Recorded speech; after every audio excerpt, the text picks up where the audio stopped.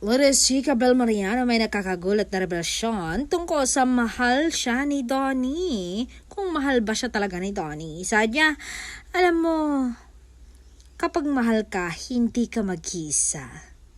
Alam mo yun, pag mahal ka ng lalaki, hindi niya dadagdagan yung bigat na dala mo. Gagawin niyang mas magaan ang buhay mo. Ganun ang nangyayari sa amin ni Donnie. Talagang pinapagaan niya yung buhay ko. Hindi niya ipaparamdam na mag-isa ka. Kasi ang tunay na pagmamahal, may peace yan effort at consistency.